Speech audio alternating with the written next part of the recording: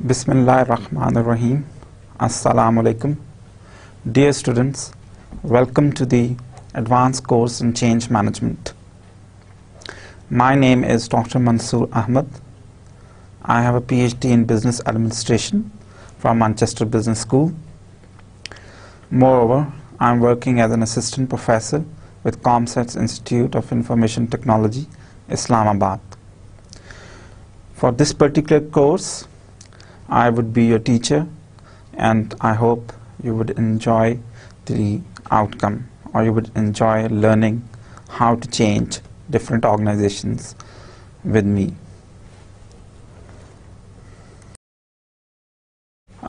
The textbook we will be following is called Organization Theory and Design. It's by someone named as Deft, Murphy and Wilmot, 2010 edition.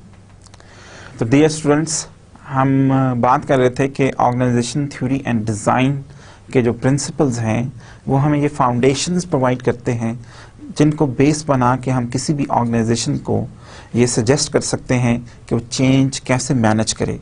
अगर हम इन principles को अच्छी तरह understand कर लें कि एक ऑर्गेनाइजेशन किस तरह डिज़ाइन की जाती है और उस डिज़ाइन के पीछे थ्योरी क्या है, तो हम ये बेहतर तौर पे अंडरस्टैंड कर सकते हैं, जहाँ हम बेहतर तौर पे इस चीज़ को मैनेज कर सकते हैं कि हमें उसमें चेंज किस तरह लेके आनी चाहिए.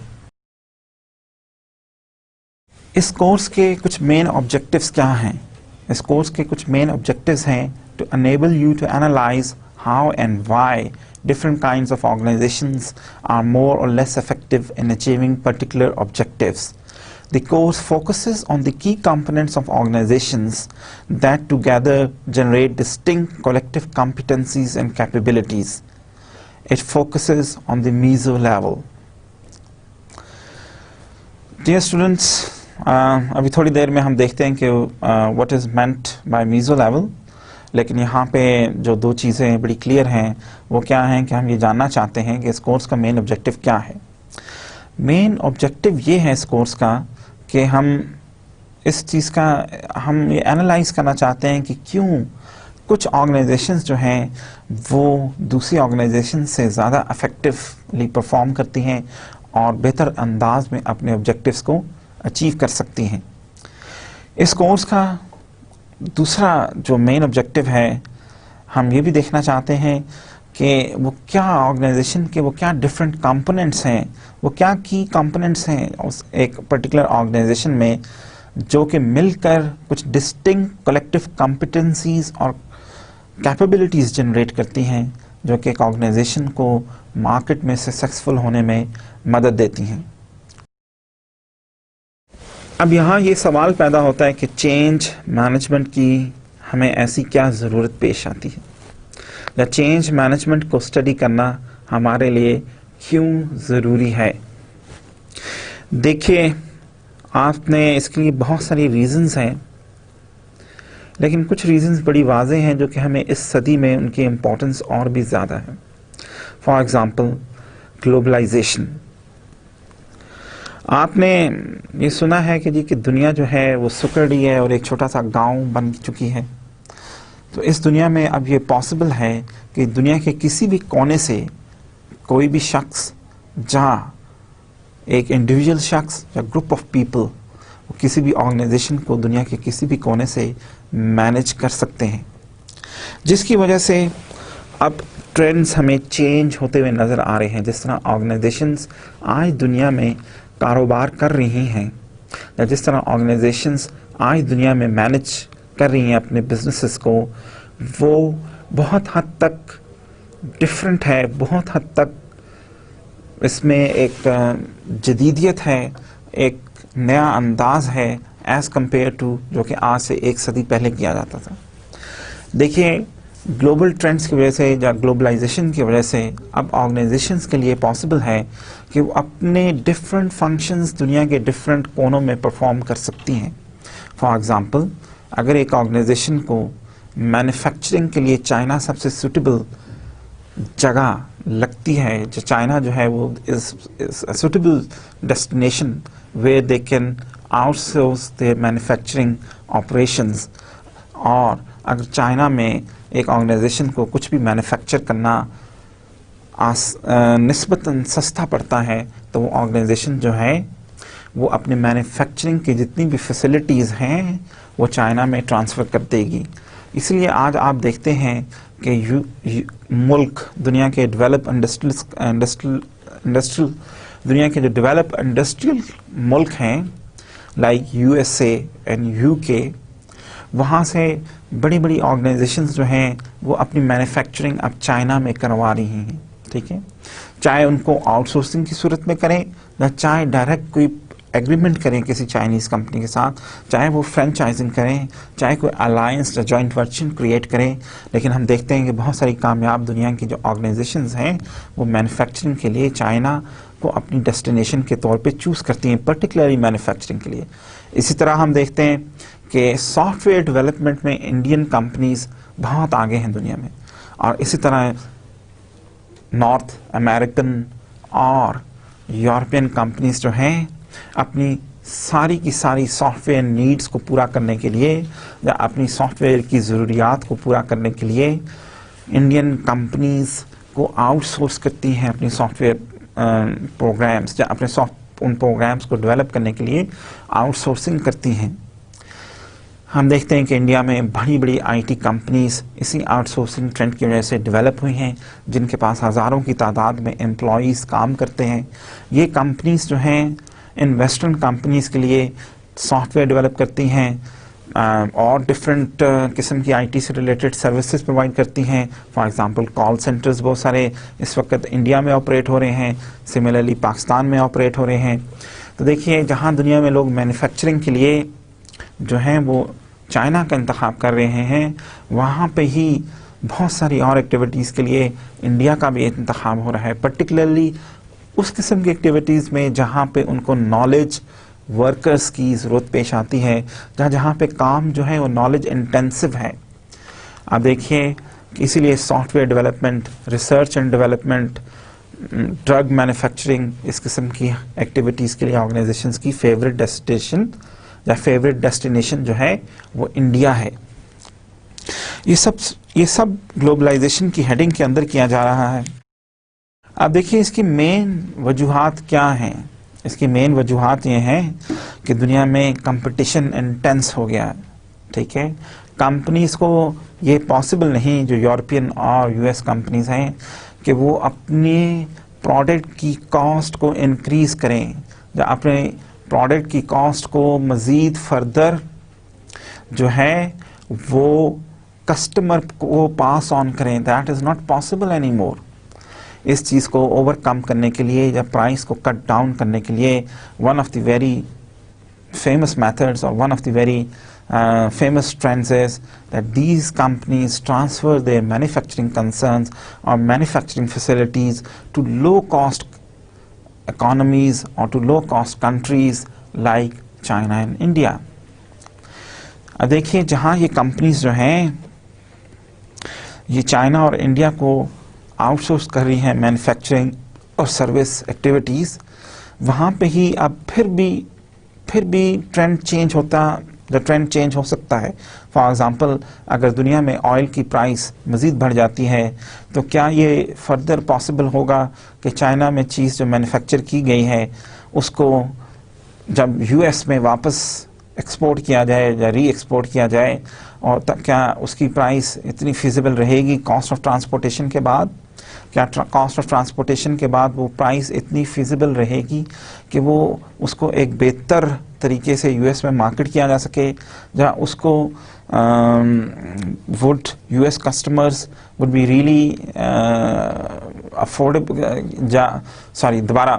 دوبارہ دیکھیے یہاں پہ ذرا اسٹاپ کیجئے، ہم اس کو دوبارہ ریکارڈ کرتے ہیں.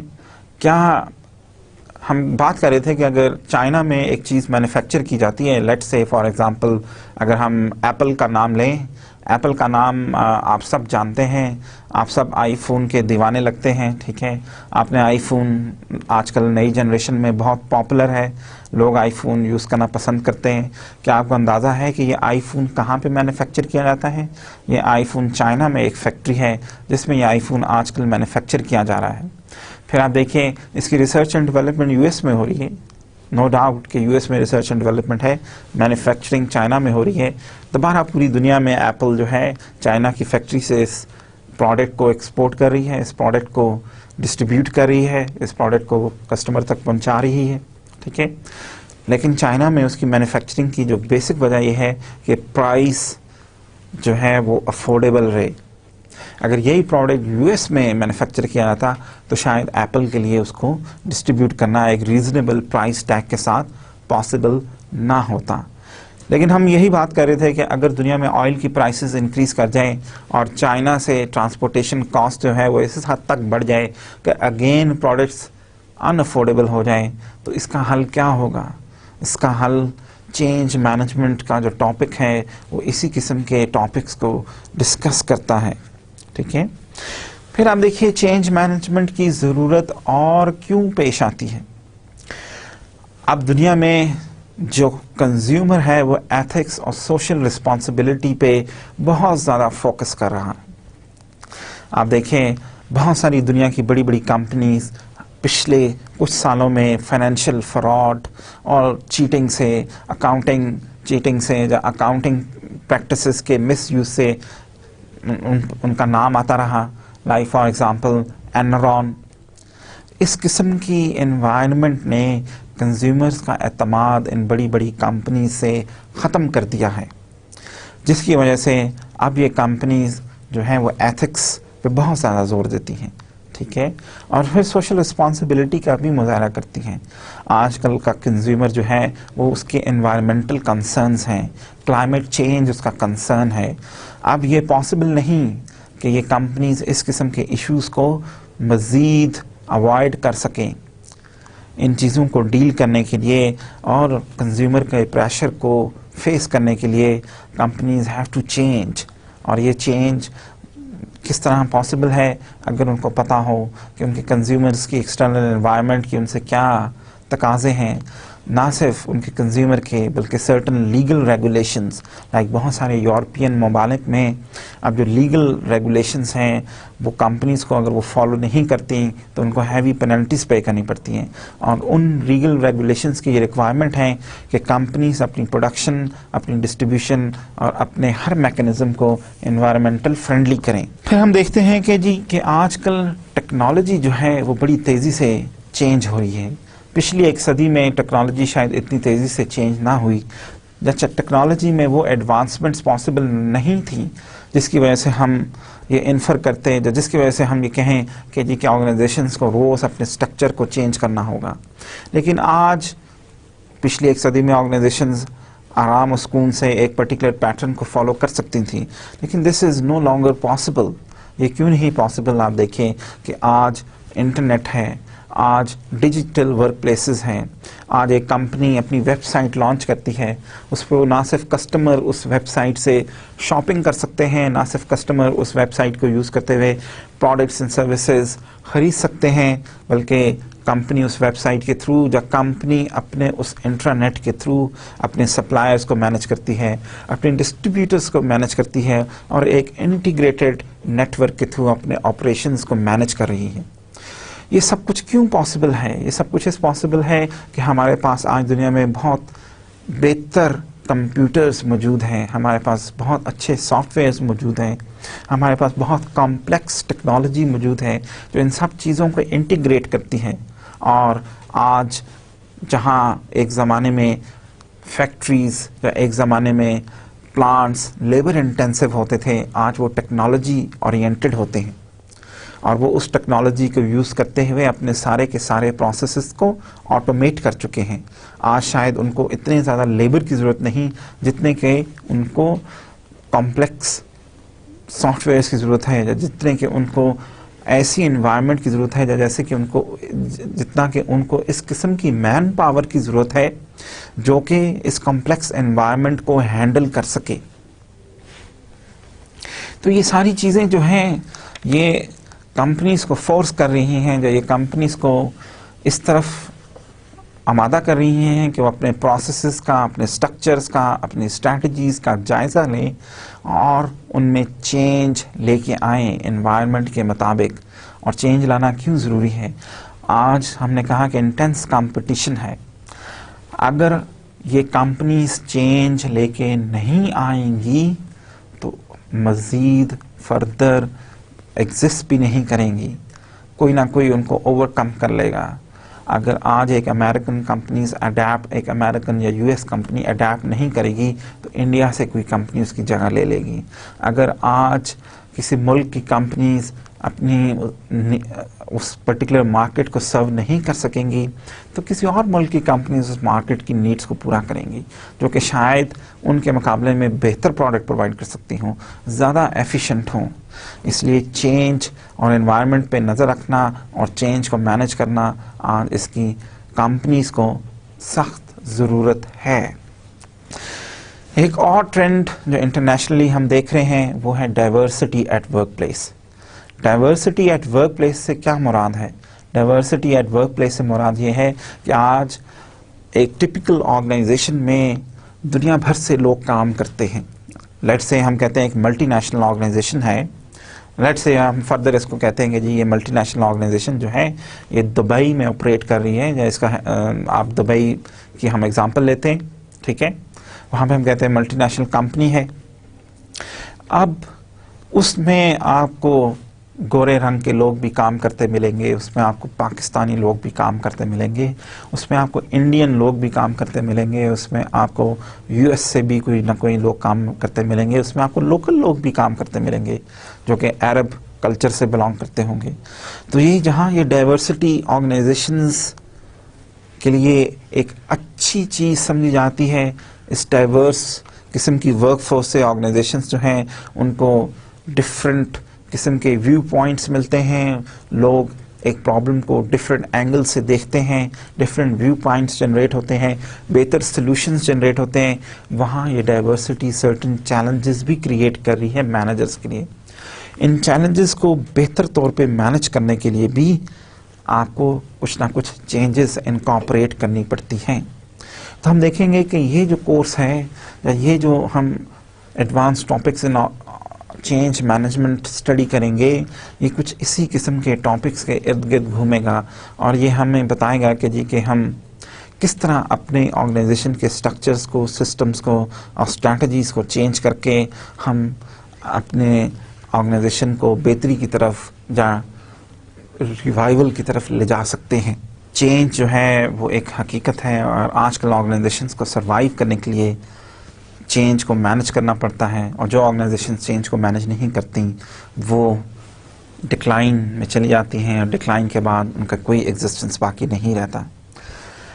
اب ہم نے کہا کہ جی کہ چینج کو بہتر طور پہ سمجھنے کے لیے ہمیں آرگنائزیشن ڈیزائن کے پرنسپلز کا پتہ ہونا بہت ضروری ہے. اگر ہم آرگنائزیشن ڈیزائنز کے پرنسپلز اور آرگنائزیشن ڈیزائن کی تھیوری کو سمجھتے ہیں تو ہم چینج کو بھی مینج کر سکتے ہیں. جہاں ہم چینج کو بر وقت مینج کر سکتے ہیں، ہم چینج کو اچھے انداز میں مینج کر سکتے ہیں. اب دیکھیے بہت سارے آرگنائزیشن سے ریلیٹڈ بہت سارے لیولز پہ اسٹڈی کی جا سکتی ہے، اور اس کو ہم کہتے ہیں لیول آف آرگنائزیشن انالیسس. دیکھیں ایک لیول جو ہے وہ کہلاتا ہے مائکرو. اب مائکرو لیول کیا ہے؟ جو کہ انڈیویجولز اور گروپس ان آرگنائزیشنز پہ فوکس کرتا ہے.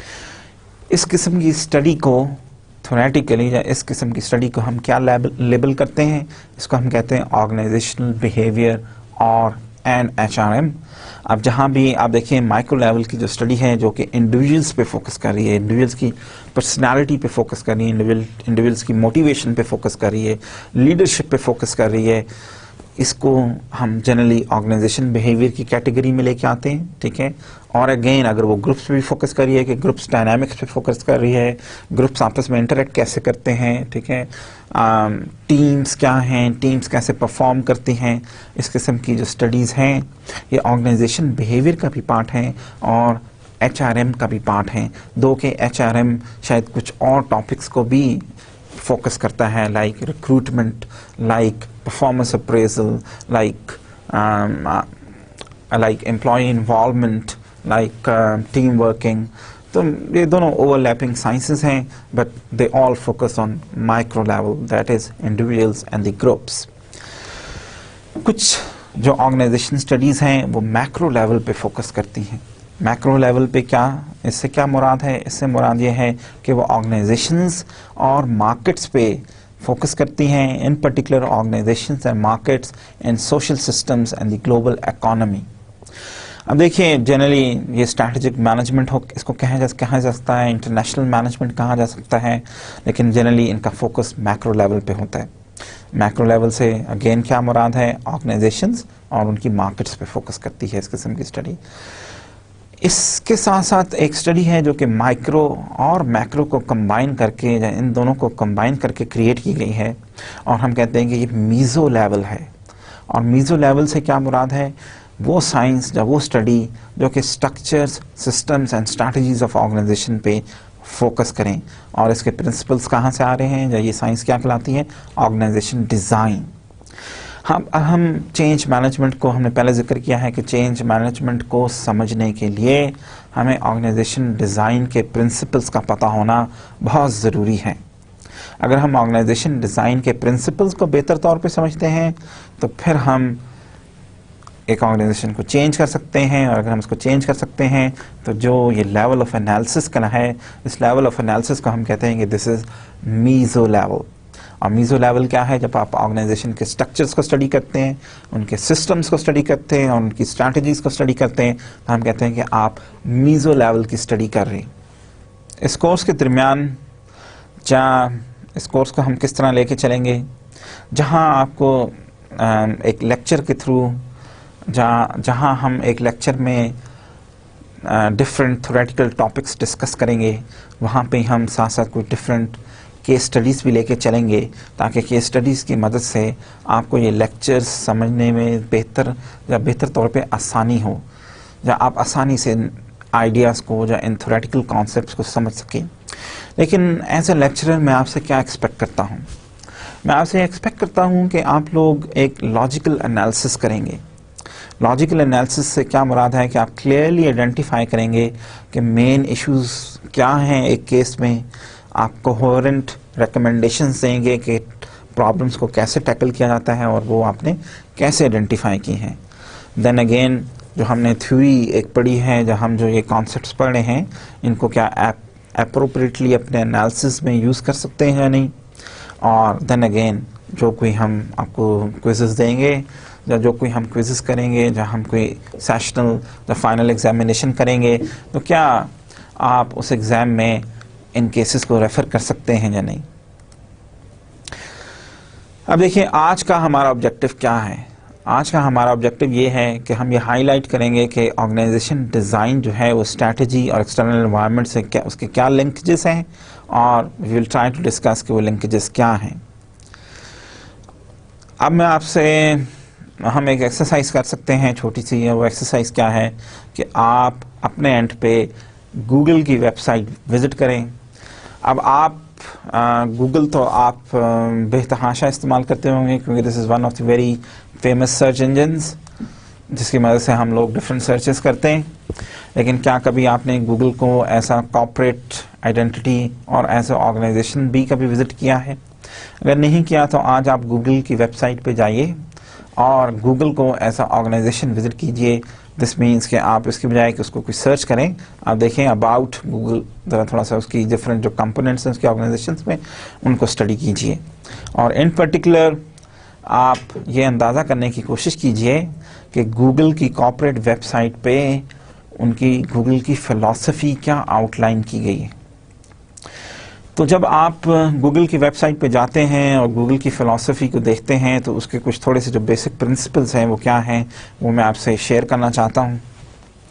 دیکھیے Google became successful precisely because they say that they became successful precisely because we were better and faster at finding the right answers than other search engines at the time. But the technology has come a long way since then, and the face of the web has changed. Recognizing that search is a problem that will never be solved, we continue to push the limits of existing technology to provide a fast, accurate, and easy-to-use service that anyone seeking information can access. We have also taken the lessons we have learned from search to tackle even more challenges. دیکھیں اگر اس کا جو ایک simple سا مطلب ہے وہ یہ ہے کہ جی کہ دیکھیے گوگل کیا کہتا ہے. گوگل یہ کہہ رہا ہے کہ جی کہ ہماری فلسفی کیا ہے کہ we want to help you اور we want to build a very efficient اور فاسٹ سرچ انجن. اب دیکھیے وہ کہتا ہے کہ جی کہ گوگل پچھلے بہت سارے سالوں سے آپ کو سرچ انجن سروسز پرووائڈ کر رہا ہے، لیکن اس پرٹیکولر فیلڈ میں ٹیکنالوجی بھی اسی طرح بڑی تیزی سے ڈیولپ ہو رہی ہے، جو ٹیکنالوجی بھی اسی طرح بڑی تیزی سے چینج ہو رہی ہے. This create number of problems for the people who manage Google. اب یہ کیا پرابلمس ہیں یہ ہم تھوڑا سا دیکھتے ہیں کہ جی کہ گوگلس کو، جب وہ لوگ جو گوگل کو مینج کرتے ہیں وہ کس طرح سوچتے ہیں. دیکھیں ان پرٹیکولر ہم اگر سوچنا چاہیں، جب ہم اگر تھوڑا سا غور کریں، جب آپ گوگل کی ویب سائٹ پہ وزٹ کریں اور تھوڑی سی اس کی فلسفی اسٹڈی کریں تو آپ کے ذہن میں جو کچھ مختلف سوالات اجاگر ہو سکتے ہیں، مختلف سوالات جو آپ کے ذہن میں پیدا ہو سکتے ہیں وہ کیا ہو سکتے ہیں. نمبر 1 کہ اگر یہ گوگل کی فلسفی ہے کہ وہ سب سے ایفیشینٹ سرچ انجن ڈیولپ کرنا چاہتا ہے، تو پھر اس کے بیہائنڈ کچھ کور پرنسپلز کیا ہوں گے جو کہ گوگل کی مینجمنٹ ٹیم فالو کرتی ہوگی. اس کی وجہ سے، اس فلسفی کی وجہ سے گوگل کے لیے کیا ایشوز اور پرابلمز امپورٹنس رکھتے ہیں جن کو ایڈریس کرنا مینجمنٹ کے لیے بہت ضروری ہوگا. سم آف دیز تھنگس اب ہم دیکھتے ہیں جی کہ کیا وہ کور پرنسپلس ہو سکتے ہیں جو کہ انڈر پن کرتی ہیں اس کے آرگنائزیشن ڈیزائن کو. نمبر 1 جو کہ میرا اپنا انالیسس ہے، میں بھی آپ اسے اگری نہ کریں، میں بھی آپ اس سے بہتر انالیسس کر سکتے ہیں، لیکن just to help you out. Number 1 focus on the user and else will follow. Google کی ویب سائٹ کو جب آپ تھوڑا سا انالیسس کرتے ہیں آپ کو پتہ چلتا ہے کہ گوگل کی فلسفی یہ ہے کہ focus on the user and all else will follow. Since the beginning we have focused on providing the best user experience possible. آپ دیکھیں تو وہ کیا کہتا ہے کہ جی کہ سنس جب سے ہم نے یہ کاروبار شروع کیا ہے، جب سے ہم اس بزنس میں ہیں، ہمارا ایم کیا ہے کہ لوگوں کو، جو اپنے کسٹمرز کو، جو اپنے کلائنٹس کو ہم بیسٹ یوزر ایکسپیرئنس پرووائڈ کریں. Whether we are designing a new internet browser or a new tweak to the look of the home page, we take great care to ensure that they will ultimately serve you rather than our own internal goal or bottom line. دیکھیے Google والے، جو Google کی management team کی فلسفی کیا ہے، وہ یہ کہتے ہیں جی customer is the most important or our client is the most important person in the world.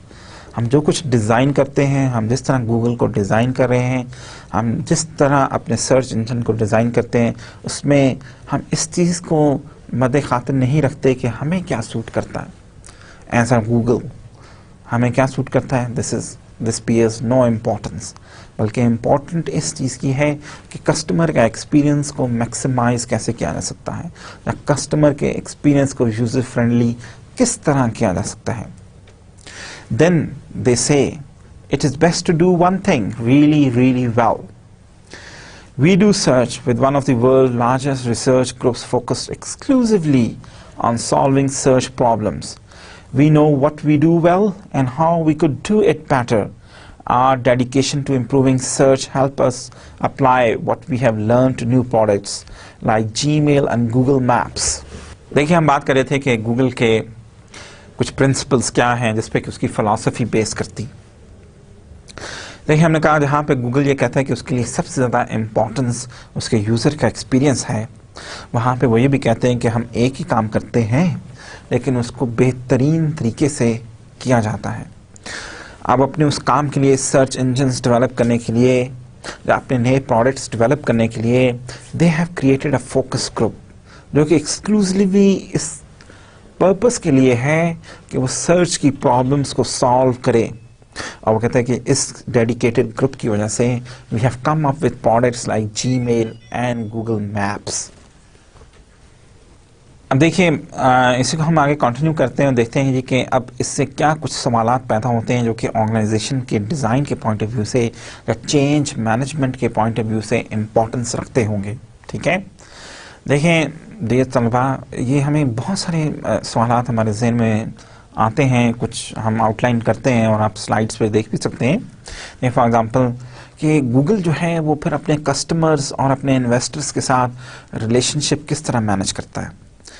وہ how to integrate and control operational units for strategic goal.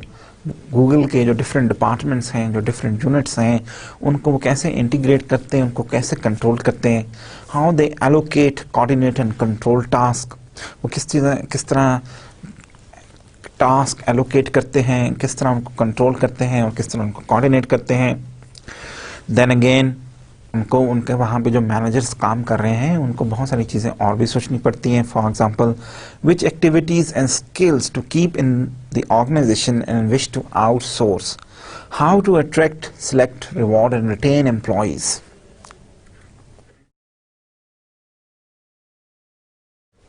देखिए, अगर आप गूगल के कल्चर से वाकिफ़ हैं तो आपको पता होगा कि गूगल में एक रवायती ऑर्गेनाइजेशन की तरह कोई ऑफिसेस या सूट्स अवेलेबल नहीं हैं लोगों को बैठने के लिए, कि लोग जो हैं एक रवायती ऑर्गेनाइजेशन की तरह टेबल कुर्सी पे बैठे हैं और उनके बड़े बड़े ऑफिसेस हैं शानदार, वहाँ पे मिलके वो काम कर रहे हैं. ऐसा कुछ भी नहीं है गूगल में. गूगल में एक डिफरेंट एनवायरनमेंट है, एक चैलेंजिंग एनवायरनमेंट है, एक ओपन प्लान है, ठीक है. और गूगल के बारे में मशहूर है कि उनका कैफेटेरिया बड़े अच्छे अच्छे गॉर्मेट फूड सर्व करता है और free of cost for the employees, ठीक है. एम्प्लॉयज़ जो हैं वहाँ पे मज़ेदार किस्म के खाने खा सकते हैं, लेकिन at the same time they have the ability और द कैपेबिलिटी कि वहाँ पे उस कैफ़े में जो आइडियाज़ जनरेट होते हैं, ठीक है, जो उनके हॉलवेज में जो आइडियाज़ जनरेट होते हैं उनको बड़ी फुर्ती से उनको टेस्ट करते हैं, उनको प्रैक्टिस करते हैं और उनसे कोई ना कोई आउटकम अखज़ करते हैं, या उनको किसी न किसी प्रोडक्ट या सर्विस की सूरत में उनको शेप देते हैं अगर वाकई वो आइडियाज़ वर्केबल हैं. तो देखिए वो कहते हैं कि जी, are founders built Google around the idea that work should be challenging and the challenge should be fun. We believe that great creative things are more likely to happen with the right company culture.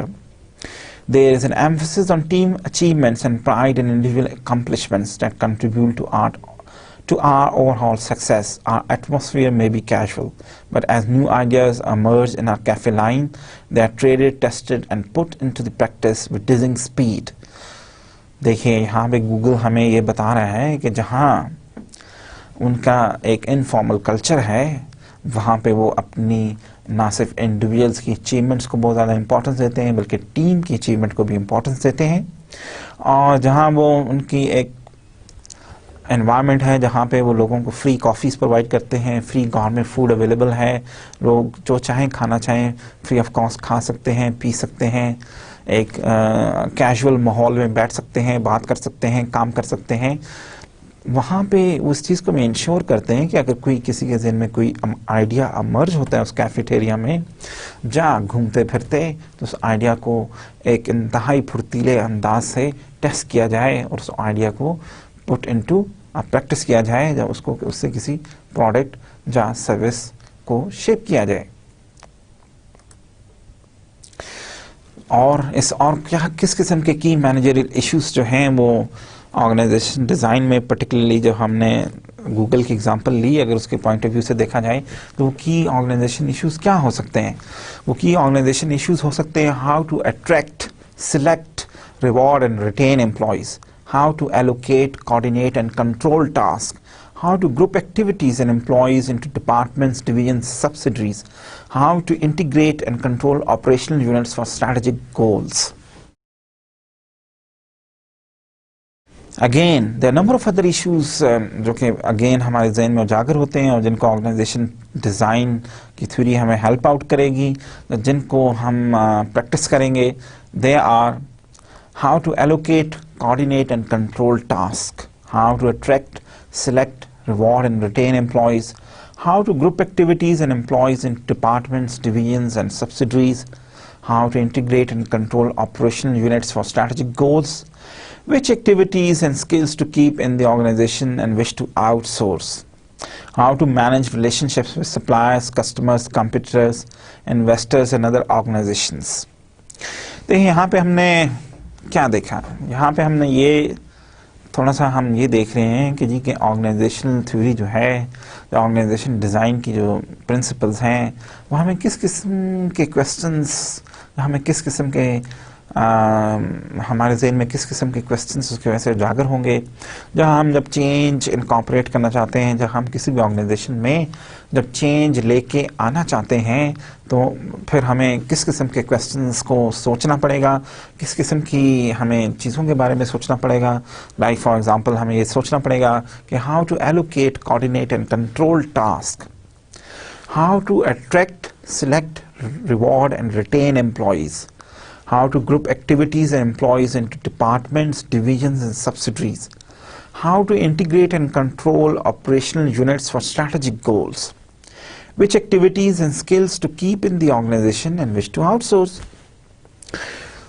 کیا ہم سب کچھ in house blood کریں گے یا کوئی چیزیں ہم out source کر دیں گے؟ فار ایگزامپل جیسے ہم نے کہا کہ دنیا میں کمپنیز جو ہیں اب بہت سارے اپنے مینوفیکچرنگ کی جو فیسلٹیز ہیں، جب بہت سارے جو مینوفیکچرنگ کنسرنز ہیں، جو اپنے پروڈکٹس جو ہیں وہ چائنا اور انڈیا سے بنواتے ہیں.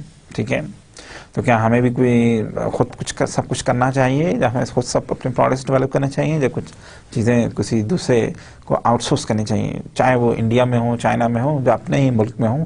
اگر وہ کمپنی ہم سے بہتر طور پہ وہ پروڈکٹ بنا سکتی ہے اور اس سے وہ پروڈکٹ بنوانے میں ہمیں کوئی پرائس میں بینیفٹ ہوتا ہے، تو why not outsource them. How to manage relationships with suppliers, customers, competitors, investors and other organizations. Another very important question is کہ ہم اپنی relationships as an organization دوسری organizations کے ساتھ کیسے manage کریں گے. سپلائرز ہو سکتے ہیں، کسٹمرز ہو سکتے ہیں، کمپیٹیٹرز ہو سکتے ہیں، انویسٹرز ہو سکتے ہیں، اور ادر آرگنائزیشنز بھی ہو سکتی ہیں. دیکھیے یہاں پہ جو ایک امپورٹنٹ چیز ہے جو آپ کو ذہن نشین کرنی چاہیے وہ یہ ہے کہ ایک آرگنائزیشن جو ہے وہ انوائرمنٹ میں کوئی اسٹیٹک انوائرمنٹ میں ایگزسٹ نہیں کرتی. آرگنائزیشن جو ہے وہ ہمیشہ ایک جیسی نہیں رہتی. کیوں نہیں رہتی؟ کیونکہ اس کی انوائرمنٹ چینج کرتی ہے. انوائرمنٹ ڈائنامک ہوتی ہے تو آرگنائزیشن کو چینج کرنا پڑتا ہے. ٹھیک ہے، اور آرگنائزیشن جو ہے وہ ایسا اوپن سسٹم آپریٹ کرتی ہے. اوپن سسٹم سے کیا مراد ہے؟ اوپن سسٹم سے یہ مراد ہے کہ اپنی انوائرمنٹ سے، جو اپنے ارد گرد سے آرگنائزیشن جو ہے human and material resources acquire کرتی. دیکھیں اگر آپ سلائڈ پہ دیکھیں تو آرگنائزیشن جو ہے اپنی انوائرمنٹ سے human and material resources acquire کرے گی. آرگنائزیشن کا ایک پرٹیکولر سٹرکچر ہوگا جس میں ایک سسٹمیٹک طریقے سے ورک کو آرگنائز کیا جائے گا. اس کا مقصد کیا ہوگا کہ آپ نے ان پٹس کو آؤٹ پٹس میں ٹرانسفارم کرنا ہے، اور پھر دوبارہ جو ابھی آپ پروڈکٹس اور سروسز جنریٹ کرتے ہیں وہ پھر اس اوپن سسٹم میں چلے جاتے ہیں. جب پھر وہ انوائرمنٹ میں آپ ان کو سیل کر دیتے ہیں، یا انوائرمنٹ میں آپ ان کو مارکیٹ کر دیتے ہیں. دیکھیں ایک آرگنائزیشن میں اگر ہم اس کو دیکھیں کہ جی کہ کمپوننٹس آف ورک آرگنائزیشنز کیا ہوں گے، کہ ایک بیسک اگر ہم تھوڑا سا بریفلی دیکھنا چاہیں کہ ایک آرگنائزیشن جو ہے اس کے بیسک کمپوننٹس کیا ہوں گے، تو سب سے پہلے جو اس کا امپورٹنٹ کمپوننٹ ہوتا ہے وہ کہلاتا ہے آپریٹنگ کور. آپریٹنگ کور سے کیا مراد ہے؟ Those who transform the basic inputs into outputs. وہ لوگ، وہ مشینز، جب وہ ہیومن ریسورس، جب وہ ڈپارٹمنٹ جو کہ بیسک کام کرتا ہے اس آرگنائزیشن کی مشن یا پرپس کے مطابق، جو کہ ان پٹس کو آؤٹ پٹس میں ٹرانسفارم کرتا ہے، تو ہم کہتے ہیں یہ کون ہے؟ یہ اس آرگنائزیشن کا آپریٹنگ کور ہے. مڈل لائن کیا ہوتی ہے؟ مڈل لائن وہ ہوتی ہے those who administer and supervise operators. وہ لوگ جو کہ ورک فورس کو سپروائز کرتے ہیں، جو کہ ورک فورس کو ایڈمنسٹر کرتے ہیں، ان کو ہم کہتے ہیں these are middle line people اور middle line. Techno structure. Techno structure generally comprises of those people or activities, those who standardize how work is carried out and controlled. جو کہ بتاتے ہیں کہ کام کو اسٹینڈرڈائز کیسے کرنا ہے اور کنٹرول کیسے کرنا ہے. اس ڈپارٹمنٹ کو یا اس اسٹرکچر کو ہم کہتے ہیں technostructure. Then comes the support staff. Support staff کون ہیں؟ Those who provide support services for organization outside the operating workflow. And strategic apex. Those who allocate resources, manage relations with the environment and determine strategies and goals. The dominant coalition. دیکھیے strategic apex سے کیا مراد ہے؟ وہ top management team جو کہ resources allocate کرتی ہے، انوائرمنٹ اور آرگنائزیشن کے درمیان ایک ریلیشن شپ کو مینیج کرتی ہے، اسٹریٹجیز اینڈ گول ڈٹرمن کرتی ہے. ٹھیک ہے، جنرلی ان کو ہم کہتے ہیں دیز آر اسٹریٹجک ایپیکس. دیکھیے اسی لحاظ سے آرگنائزیشن کے اگر ہم اسٹرکچر کو اسٹڈی کرنا چاہیں یا ڈائمینشنس آف آرگنائزیشن ڈیزائن کے پوائنٹ آف ویو سے اگر ہم اس کے اسٹرکچر کو دیکھنا چاہیں تو اس میں دو امپورٹنٹ چیزیں ہیں. Number one are the structural dimensions and the number two are the contextual dimensions. What are the structural dimensions? Structural dimensions, they provide labels to describe internal characteristics of organization. They create a basis for measuring and comparing organizations. Internal structures کیا ہیں جو کہ inherent in organizations ہوتے ہیں جو کہ اس organization کو describe کرتے ہیں, like for example formalization, specialization, standardization, authority, hierarchy, complexity, centralization, skill level and personal ratios. Then again, there are certain other dimensions which are called contextual dimensions. They characterize the whole organization, including the size, technology, environment, and goal. They describe the organizational settings that influence, shape the structural dimensions. These contextual dimensions, they have an important role to play in a sense that they influence the structural dimensions. देखिए दो dimensions हैं, one is called structural dimensions and the second one is called the contextual dimensions. آپ دیکھیں contextual dimensions جو ہیں یہ اس چیز کو determine کریں گی کہ آپ کی structural dimensions کس طرح formulate کی جائیں گی. ٹھیک ہے, تھوڑا سا ون بائی ون دیکھتے ہیں کہ جی کہ ان چیزوں سے کیا مراد ہے. اگر ہم کہہ رہے ہیں کہ جی کہ structural dimensions کی اگر ہم بات کر رہے ہیں اور اگر ہم formalization کی بات کر رہے ہیں تو formalization pertains to the amount of written documentation in the organization. Documentation includes procedures, job descriptions, regulations and policy manuals. These written documents describe behavior and activities. دیکھیں وہ کہتا ہے کہ فارملائزیشن کیا ہے. فارملائزیشن یہ ہے کہ کس حد تک اس آرگنائزیشن کو آپ نے رولز اینڈ ریگولیشنز جو ہیں وہ ان رائٹنگ ڈیفائن کیا ہے. ٹھیک ہے, اس لیے ہم دیکھتے ہیں کہ جنرلی جو گورنمنٹ آرگنائزیشنز ہوتی ہیں, جو یونیورسٹیز ہیں, فار ایگزامپل گورنمنٹ یونیورسٹیز ہیں, گورنمنٹ کے اور جو ڈپارٹمنٹس ہیں, جنرلی ان میں فارملائزیشن ویری ہائی ہوتی ہیں. Rules and regulations clearly define کیے جاتے ہیں, نہ صرف ڈیفائن کیے جاتے ہیں بلکہ فارملی ریٹن رائٹ ڈاؤن کیے جاتے ہیں. ٹھیک ہے, کہ ان ڈاکومنٹس کی صورت میں اویلیبل ہوتے ہیں کہ اس آرگنائزیشن کو رن کیسے کیا جائے گا, اس آرگنائزیشن میں کون سے لوگ امپورٹنٹ پوزیشنز رکھیں گے اور اس آرگنائزیشن میں کون سے رولز اینڈ ریگولیشنز لاگو ہوں گے. اگر وہ رائٹنگ یا ڈاکومنٹیشن ہائی ہو تو ہم کہتے ہیں فارملائزیشن از ویری ہائی. اگر وہ ڈاکومنٹیشن لو ہو تو ہم کہتے ہیں جی فارملائزیشن از لو اور formalisation is low. For example, maybe certain family businesses, they don't need to document their rules and regulations that much as compared to government organizations. ٹھیک ہے, دیکھیں then again the second thing is specialization. Specialization is the degree to which organization tasks are subdivided into separate jobs. If specialization is extensive, each employee performs only a narrow range of tasks. If specialization is low, employees perform a wide range of tasks in their jobs. Specialization is sometimes referred to as division of labor. دیکھیے specialisation سے کیا مراد ہوتی ہے؟ Specialisation سے مراد یہ ہوتی ہے کہ جو ٹاسک ایک آرگنائزیشن پرفارم کرتی ہے, یا ایک آرگنائزیشن جو ڈفرینٹ ٹاسک پرفارم کرتی ہے, ان کو سیپریٹ جابس میں کس حد تک ڈیوائڈ کیا جاتا ہے. اگر اسپیشلائزیشن ہائی ہو تو دس مینس کہ اس آرگنائزیشن میں ایک بہت حد تک ٹاسک کو سب ڈیوائڈ کیا گیا ہے اور ہر ٹاسک کو یا اس کے کمپوننٹ کو انجام دینے کے لیے ایک سیپریٹ جاب کریٹ کی گئی ہے. اگر اسپیشلائزیشن لو ہو تو دس مینس کہ ایک امپلائی جو ہے وہ نمبر آف جابس پرفارم کرے گا. ٹھیک ہے, ایک امپلائی جو ہے وہ نمبر آف جابس پرفارم کرے گا اور نمبر آف ٹاسک پرفارم کرے گا.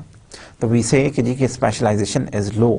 اور اسپیشلائزیشن ہائی ہوگی تو دین اٹس ناٹ پاسبل. اس کو آپ نے سب ڈیوائڈ اس طرح کیا ہے کہ ہر ٹاسک کے لیے آپ نے ایک علیحدہ جاب کریٹ کی ہے. ایک امپلائی جو ہے وہ اسپیشلی ٹرین کیا گیا ہے اس جاب کو یا اس ٹاسک کو پرفارم کرنے کے لیے. Hierarchy of authority. دیکھیں ہیرارکی سے کیا مراد ہے؟ Hierarchy basically means who reports to whom and the span of control for each manager. دیکھیں ہائرارکی جو ہے وہ جنرلی اگر آپ کسی بھی آرگنائزیشن کا فلو چارٹ دیکھتے ہیں تو ورٹیکل لائن سے آپ کو اس کی آرگنائزیشن چارٹ اگر آپ دیکھتے ہیں تو ورٹیکلی جو وہ آپ دیکھتے ہیں کہ ٹاپ لیول پہ ٹاپ مینیجرز ہیں, then they are certain middle managers, then they are certain supervisors, ٹھیک ہے, اس کے اندر ڈفرینٹ ڈپارٹمنٹس ہیں, جو بھی آپ وہ ایک آرگنائزیشن چارٹ دیکھتے ہیں تو وہ اس کی ہائرارکی کو بھی ڈپکٹ کرتا ہے, جب اس کی ہائرارکی بھی اس سے آپ کو اس کا اندازہ لگا سکتے ہیں, ٹھیک ہے. تو generally when span of controls are narrow the hierarchy tends to be tall, and when spans of controls are wide the hierarchy of the authority will be shorter.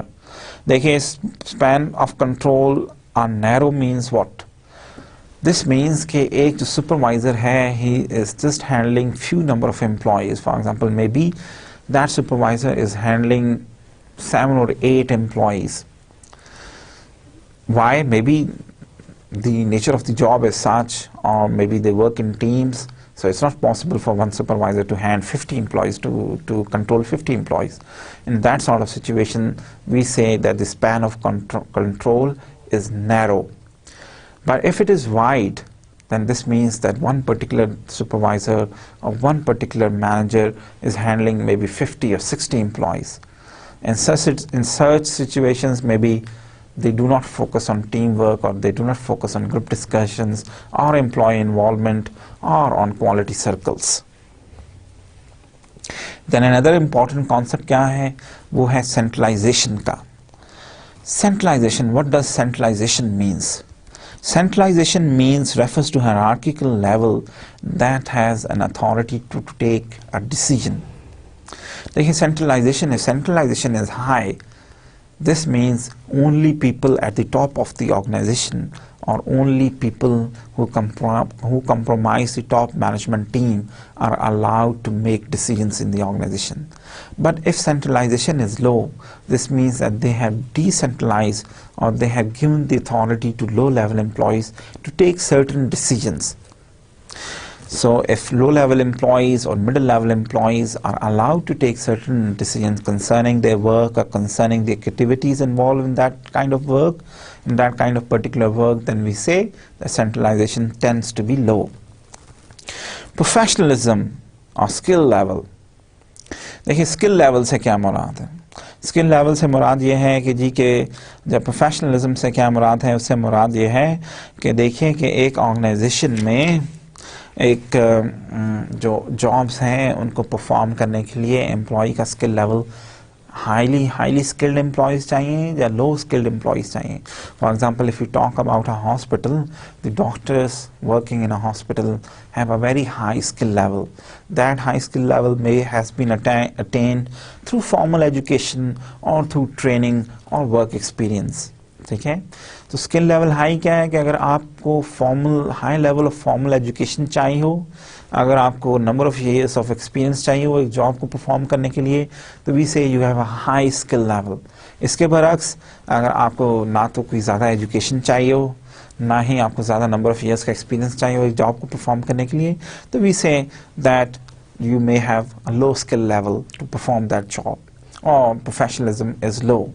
For example, in number of industries we see that high school leavers or middle, or people with just secondary school degrees, they can go and find a job over there. So with that kind of job over a period of time, they can master that job and they can do it well. But if you want to, let's say, employ an engineer who is supposed to undertake complex analysis, or who is supposed to perform complex tasks, then you cannot rely on someone with a secondary school education. Then you need to have people who have acquired that skill through a formal certification process, through an engineering, by going to an engineering university, or they have acquired that skill through number of years of work experience depending upon the requirement of that particular job. Then another important thing is the personnel ratios. What we mean by personnel ratios is refer to the deployment of people to various functions and departments. देखिए personnel ratios, how we determine the personnel ratio is measured by dividing the number of employees working for a particular department divided by the total number of employees an organization has. So this gives you the personnel ratio. So sometimes some organizations, they may need a certain mix of personnel ratios. Maybe that ratio has to be high for effective performance or to achieve efficient targets, and for certain other kind of industries this personnel ratio may be low, may have to be low to be effective or to effectively achieve the outcomes. Then we have certain other factors which we label them as contextual factors. For example, size of the organization. Typically the size of the organization is measured by number of employees working for that organization. If number of employees are high, we say that that organization size is big enough. For example, generally organizations may have 100 employees, they may have 1,000 employees, or they may have 1,000 of employees. So organization with 1,000 of employees is generally considered to be a very big company. Organization technology, what does that mean? Organization technology refers to the tools, techniques and actions used to transform inputs into outputs. So technology basically does not only means the machines or the computers or the assembly line or just the internet being used in the organization. Technology in practical term means not only the physical aspects of that machine, but also the techniques or the way that machine is being used and the way that machine is being run, and the human resource element is built into it, how the people are trained to use that machine effectively.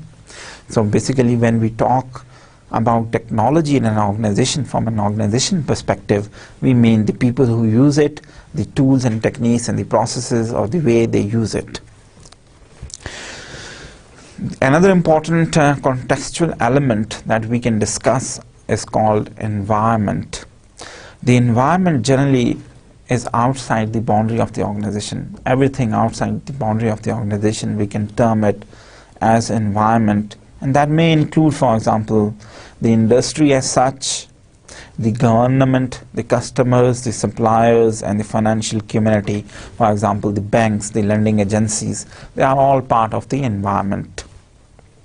But do remember that for a particular industry or for a particular firm, its domain or its environmental domain may be different from another kind of industry or from another kind of firm. For example, let's say a pharmaceutical firm's environmental domain would be different from an IT firm's environmental domain. ये याद रखिएगा जी, ये ज़हन नशीन कर लें, जो ये याद रखिए कि IT firm की जो environment है, that may be quite different from what the environment is for a pharmaceutical company, or for what the environment of a bank may be totally different from an IT company or from a university for that sake. Then another important contextual factor, another important systematic factor is goals and strategies. Goals and strategies basically define the purpose and competitive techniques that set apart one organization from another organization. Generally, goals are often written down as enduring statement of company intent. A strategy is the plan of action that describes resource allocation and activities for dealing with the environment and for reaching the organization goal. Generally, goals and strategies क्या हैं, ये define करती हैं, जो depend करती हैं कि आपके ऑर्गेनाइजेशन का मिशन क्या है, आपके ऑर्गेनाइजेशन की टारगेट्स क्या हैं. इन्हीं ऑर्गेनाइजेशन के मिशन को मद्देनजर रखते हुए टॉप मैनेजमेंट जो है वो गोल्स डिज़ाइन करती है और उन गोल्स को अचीव करने के लिए कोई ना कोई स्ट्रैटेजीज बनाई जाती हैं. The last thing we will be discussing under the heading of contextual dimensions is culture of the organization. Now, culture is a very important element in an organization. Culture is one of the way or one of the invisible things which tell us how one organization is different from another organization. For example, maybe Ufone is quite different from what Mobilink is. If you walk into a Ufone office and if you walk into a Mobilink office, you will find the difference. This difference is there because of cultural differences. Similarly, let's say an ABC IT firm or Wipro Limited is quite different from what the culture of Microsoft is. So an organization culture basically is a set of underlying values, beliefs and understanding and norms shared by the employees. These underlying values and norms may pertain to ethical behavior, commitment to employees' efficiency or customer service, and they provide the glue to hold organization members together. As organization culture is unwritten but can be observed in the stories, slogans, ceremonies, dress, and the office layout. So these are some of the contextual factors which may affect the way the structural factors are organized by the organizations. So generally what we talked about is that there are certain two type of dimensions of organizations which may face the way an organization operates or the way an organization looks. Some of them are structural factors. For example, is the formalization high or low? Is the specialization high or low? Is standardization high or low? Is hierarchy tall or short? Are they complex or simple businesses? Is centralization high or low? Do they require a high-level skilled personnel, or do they require low-level skilled people to work for them? Do they require a number of people to work for a department, or they can rely on few people to perform their task? But all these aspects are influenced by contextual factors, and those contextual factors are size, technology, environment, goals and strategy, and culture of an organization. Just for an example, let's say if you look into one of the slides in your lecture, maybe one of the few of the last slides, there's an example which may tell you, like for example, there's one manufacturing concern, there's one retailing concern, and there's one government service organization. So this graph or this illustration tells you that for a manufacturing firm, the formalization may be a little bit low or quite low, and same way the standardization may be quite low. Similarly, centralization may be a little bit higher, but maybe non-workflow personnel, they may have a number of non-workflow personnel to perform their job accurately. Similarly, in the retailing industry, maybe formalization, they require a high-level formalization, maybe more centralization, maybe more standardization, and less number of non-workflow personnel. Similarly, for a government service, still maybe a high level of formalization may be there. Similarly, a high level of centralization and high level of standardization may exist, and similarly an appropriate number of non-workflow personnel, they may require them. Now we will talk very briefly. We will talk about key organizational components, and by that we mean the primary task an organization performs, the individual it requires, the formal coordination methods, informal rules and processes. So number one, for this particular aspect of the organization, you must be looking at your slide. This is one of the many end slides. You must look into it, look into the table, and it would be much more easier to understand this particular aspect or this particular concept if you're looking at your table. So look, and there are four different quadrants to it, and number one says primary task. Definition: what does primary task means? This means basic activity of the organization. Critical characteristics: what are the critical characteristics of this primary task or basic activity of the organization, which you must keep in mind while analyzing any organization? Is the type of skill and knowledge required to do that primary task, type of rewards that work can provide, uncertainty of the work, limitations on performance inherent in work. What are some of the important limitations which may curtail the performance of workers in that kind of work? Similarly, from the second quadrant tells you another key component of an organization are the individuals who work for that particular kind of organization.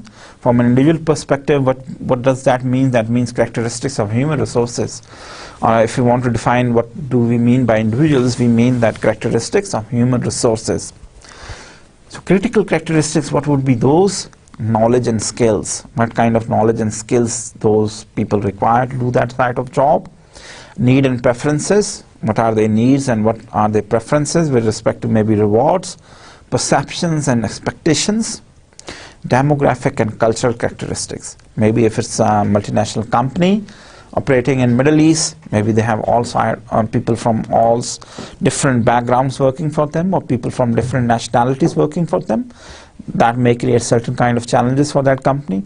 If it's a pure white organization, a typical white organization operating in US, it may not face any challenges posed by diversity. Formal coordination. Basic definition, what does that mean? Formal authority and control structures. And what are the critical characteristics? Grouping of functions in subunits and departments. Performance and monitoring, evaluation and reward systems. Coordination procedures. Personnel policies and procedures. All these things, they are some of the critical characteristics of formal coordination things. We have to look, when we are talking about formal coordination methods, we need to look into like how different departments are grouped together, or how different functions are grouped together, how they create different subunits and departments, how they monitor their performance, how they evaluate their performance, and how they reward them. What are the different coordination procedures existing? What are the different personnel policies and procedures? Then again, the fourth important component is informal rules and processes. When we talk about informal rules and processes, what does that mean? That means emergent norms, procedures and networks of influence and communication. Typically, what critical characteristics of informal rules and processes could be? They could be leader behavior, inter and intra-group relations, informal work norms and relations, communication and influence patterns. That's all for the lecture for the moment. But we will go through very briefly, we will go through a case study just to illustrate what we have learned from this few of the very basic theoretical concepts. So basically we have just looked into that why change is necessary, why organizations change, and to understand change we must know the basic theory and principles of organization design. If we know how organizations are designed, we can definitely change them. Organizations are changing because there are certain global pressures, because there's intense competition, because there's a lot of pressure to perform, provide cheaper products. There's diversity, there are issues of diversity at work. So a number of these issues, they have forced organizations to change. Similarly, customers or clients, they have environmental and social and ethical concerns, which have also forced organizations to change their processes, to change their technologies, to become more greener, or to become more socially responsible, or to develop sustainable products. Now, then we have briefly, talked about, we have looked into an example of Google, but the very, the basic purpose of looking at the example was to help you understand, like, what kind of different, questions arise when we look into such situations. Like if we go to a Google corporate website, and if you go through the website, what are the different questions which may arise in someone's mind, like how they allocate their resources, how they coordinate their activities, how they hire people, how they develop such things. So we have just taken that example of Google just to just to have a mental exercise to think about, like, what different aspects of change may come to one's mind.